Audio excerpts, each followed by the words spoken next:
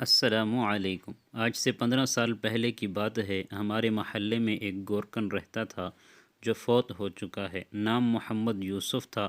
مضبوط جسم اور بڑی بڑی آنکھیں جن میں نور ہی نور بھرا ہوا تھا۔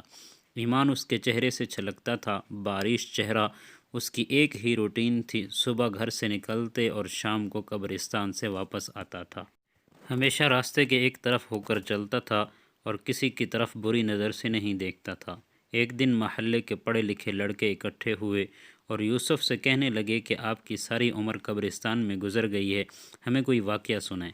یہ سن کر یوسف سنجیدہ ہوا اور لمبی سانس لی اور کہنے لگا، آج مجھے 27 سال ہو گئے، میں قبریں بنا رہا ہوں، میرے ساتھ ایک ہی واقعہ گزرا ہے۔ گرمیوں کی دوپہر تھی، کچھ لوگ میرے پاس آئے کہ بابا جی قبر بنانی ہے۔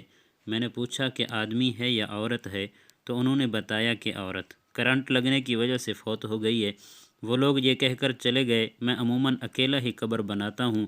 میں نے سخت گرمی میں قبر بنانا شروع کر دی۔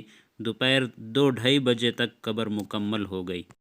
قبر کو فائنل ٹچ دینے کے لیے میں نے قبر کے اندر کدال ماری تو مجھے ایسے آواز آئی جیسے کوئی شیشے کی چیز ٹوٹ گئی ہے، اور بس پھر خوشبو ہی خوشبو پھیل گئی اور قبر ٹھنڈی ہو گئی۔ میں قبر میں ہی لیٹ گیا۔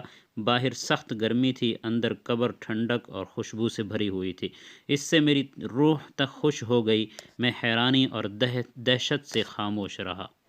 مغرب کے بعد جنازہ آ گیا۔ عورت کے ورثاء نے اسے دفنا دیا اور چلے گئے، مگر میرے اندر تجسس بھرا ہوا تھا کہ اس عورت کی کون سی نیکی ہے جو اس کو اتنا بڑا انعام ملا ہے۔ باتوں ہی باتوں میں نے معلوم کر لیا تھا کہ یہ عورت فرید گیٹ بہاولپور کے اندر رہنے والی تھی اور بجلی کے کرنٹ لگنے سے فوت ہو گئی ہے۔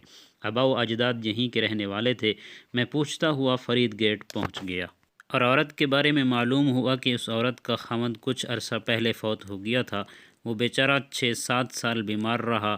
اس عورت نے دن رات اس کی خدمت کی۔ خاوند کی شدید بیماری کے باوجود اس کے ساتھ بے وفائی نہیں کی اور دل اور جان سے اس کی تیمارداری کرتی رہی۔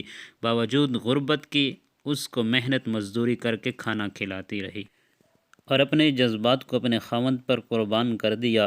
جو لوگ اللہ تعالیٰ کی رضا کی خاطر بے لوث انسانیت کی خدمت کرتے ہیں اور اپنی راتیں بھی اللہ کی راہ میں جاگتے ہیں، انہی لوگوں کے بارے میں اللہ تعالیٰ نے فرمایا ہے کہ میں ایسے ایسے انعامات دوں گا کہ جس کو کسی آنکھ نے دیکھا اور کسی نے تصور بھی نہیں کیا۔